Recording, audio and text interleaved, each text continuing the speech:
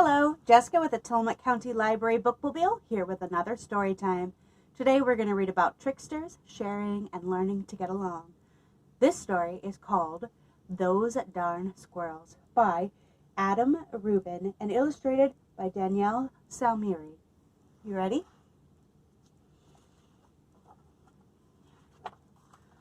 Those darn squirrels.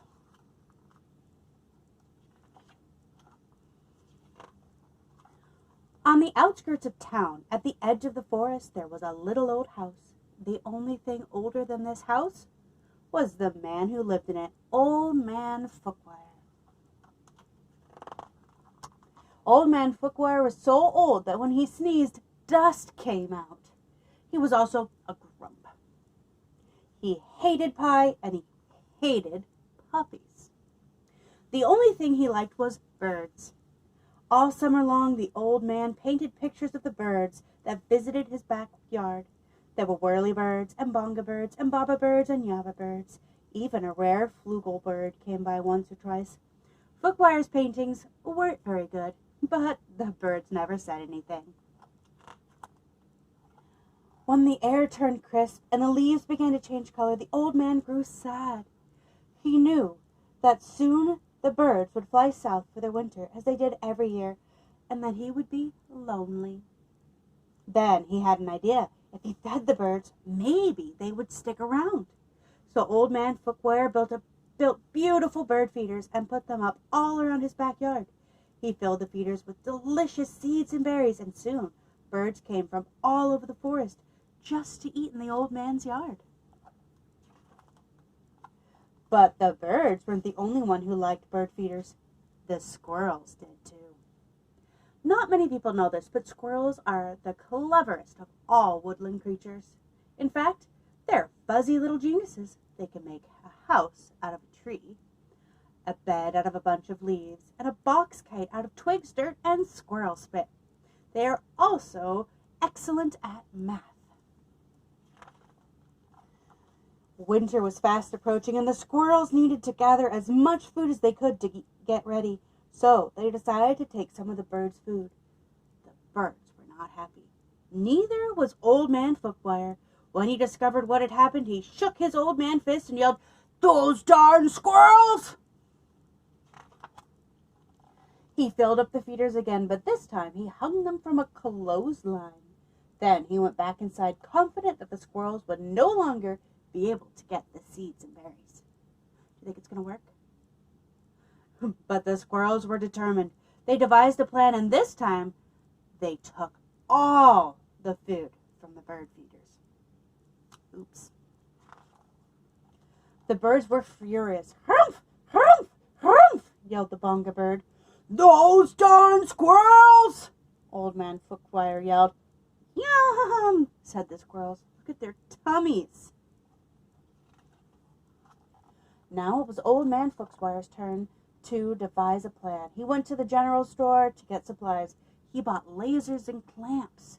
He bought wires and springs, and he bought all sorts of tools. He built a veritable fortress around his bird feeders. Then he filled them very carefully. "Na, na, na, na," snorted the flugel bird. Do you think it's going to work this time? The squirrels stayed up all night working out their strategy. They drank cherry cola and ate salt and vinegar chips to stay awake. Finally, they had it. The perfect plan. They put on their tiny helmets and prepared to launch themselves into the air, over the fence between the lasers and into the bird feeders. Ooh, do you think the squirrels will make it? The first squirrel misfired and hit a tree. The second squirrel went too high and landed in a bucket. The third squirrel sailed clear over the house. Did it work for the squirrels? Mm-mm. The birds laughed and laughed and laughed. They each had one less delicious mouthful of seeds and berries than the old man's feeders. Then they flew south for the winter, just as they did every year. "Fizz-vitz," said the flugel bird.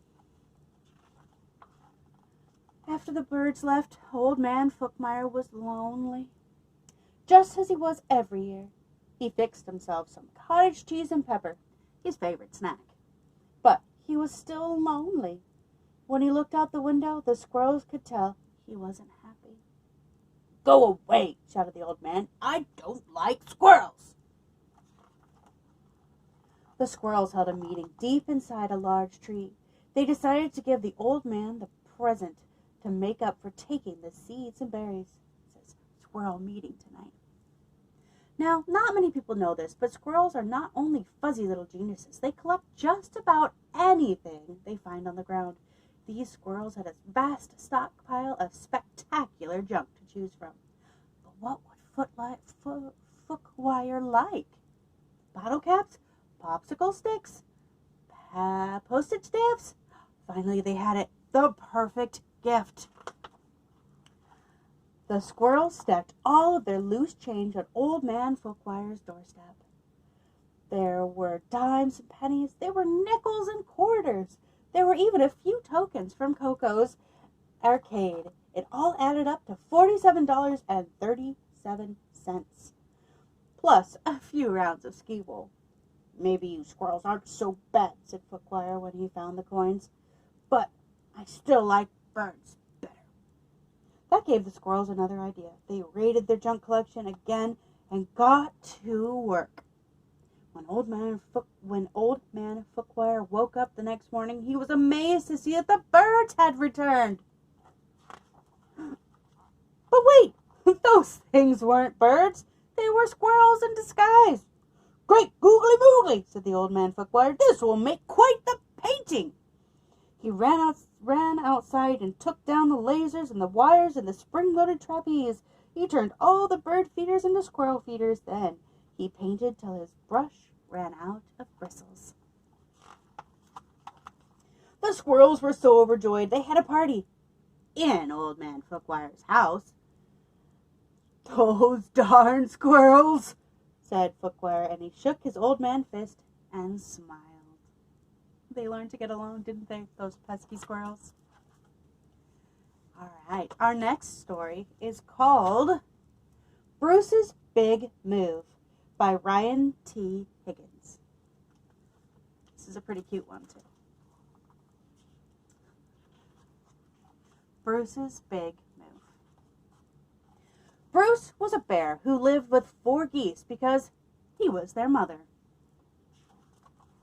And 3 mice because they would not leave. For such innocent little animals, mice take up a lot of room. Do you think we could fit a 1950s panel truck in the living room? And make a big mess. Look at that. Bruce's house was crowded, chaotic, and loud. Cannonball! And he did not like it one bit. Bruce wished there was a way to get rid of the pesky rodents. But there wasn't. Look at him, they're swimming in his coffee. He did try and try. Tried to mail them. And try. No matter how hard Bruce tried, the mice would not leave. Out! Bruce is right. We should go out and get some fresh air. Let's play fry pan ball. Thanks, Bruce. You're always looking out for us. So Bruce decided to move. Finding a new house for a mother bear and his 4 geese can be difficult. Tree, sunken pirate ship. The turtle says, "We're a little bit behind schedule." But Bruce found the perfect new house eventually. It was in a quiet neighborhood with a lake, meadows nearby to explore, and plenty of friendly neighbors for the geese to play with. "Hi, I'm Hilda, and these are my 13 sisters. We're going to be best friends." Bruce did not like friendly neighbors. The best thing about the new house was there was no mice. So Bruce was happy. But the geese were not. Bruce tried cheering them up. Flying a kite. Going swimming. Painting. Nothing worked. The geese drew pictures of the mice. Until the moving van arrived. Hi, Bruce. Where do you want us to put this? We love the new house. Which room is ours? The mice. Now the geese were happy, and the mice were happy.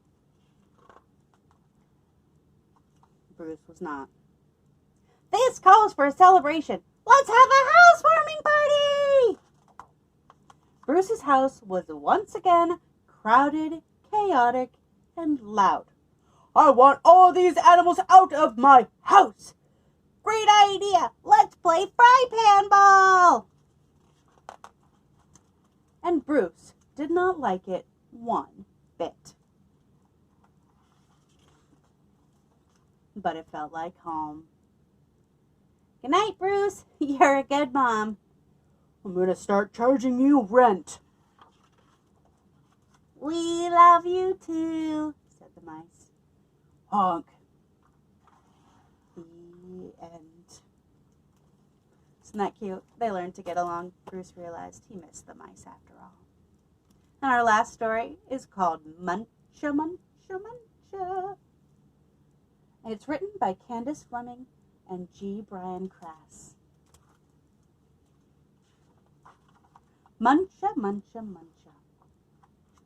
For years, Mr. McGreenley dreamed of planting a garden.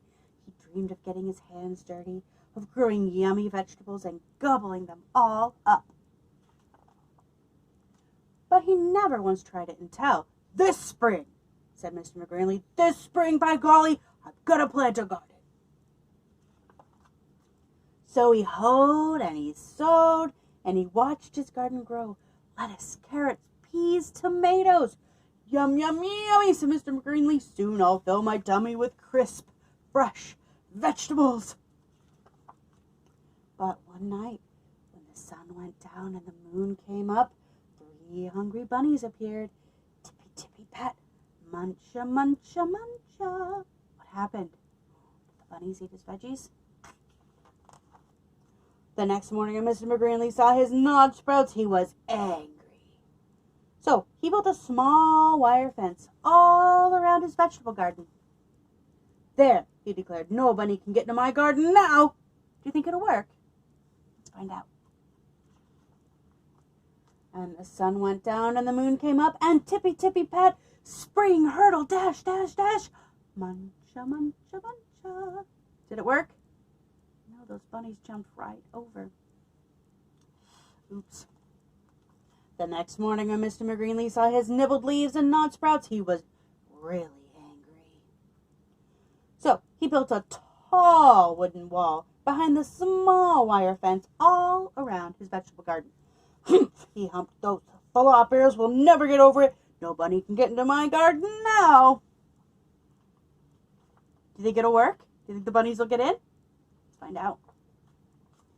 And the sun went down and the moon came up, and tippy, tippy, pat, dig, scrabble, scratch, scratch, scratch, spring, hurdle, dash, dash, dash, muncha, muncha, muncha. Did they get in? They did. They dug under the wooden fence. Is old man McGreenley going to be happy? I don't think so. The next morning, when Mr. McGreenley saw his chewed stems and his nibbled leaves and his gnawed sprouts, he was really, really angry. So he made a deep, wet trench outside the tall wooden wall, all around his small wire fence and his vegetable garden. Huh, he snorted. Those pufftails can't get under it. They can't get over it. No bunny can get into my garden now. Think it'll work this time? Let's find out. And then when the sun went down and the moon came up, and tippy, tippy, pat, dive, paddle, splash, splash, splash, dig, scrabble, scratch, scratch, scratch, spring, hurdle, dash, dash, dash, muncha, muncha, muncha. Did it work?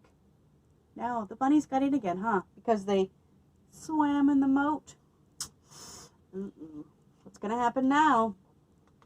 The next morning, when Mr. McGreenleaf saw his chomped blossoms, his chewed stems, and his nibbled leaves, and his gnawed sprout, he was furious. Very, very, very angry. So he hammered, and he blocked, and he sawed, and he stalked, and he drilled, and he filled, and he trapped, and he locked, and he built a huge, enormous thing. Before the deep, wet trench, outside the tall wooden wall, behind the small wire fence, all around his vegetable garden. I've outsmarted those twitch whiskers for sure. They can't get through it, they can't get under it, and they can't get over it. Nobody, no way, no how can get into my vegetable garden now. Think it'll work? Well, let's find out. And the sun went down and the moon came up and tippy, stop. 3 hungry bunnies looked and smelled and touched the huge, enormous thing. And tippy, pat, the bunnies hopped away. Did it work? It did. Let's see what happens. The next morning when Mr. McGreenleaf saw his untouched vegetables, he was, what do you think? Happy! I beat the bunnies! He whooped and did a jiggly-wiggly victory dance. Then he climbed over, jumped across, squeezed between, and crawled under until he reached his vegetable garden. Ah, said Mr. McGreenleaf, at last, he said, smacking his lips. He picked and pulled up lettuce, carrots, peas, tomatoes, and, with his basket overflowing, he reached inside for something yummy. Do you notice anything funny about his basket? Muncha, muncha, muncha. What happened? Did the bunnies get in after all, in his basket? Oh no, what do you think's going to happen? Look, they decided to share. The end. Thank you for listening to my stories with me. Have a lovely day.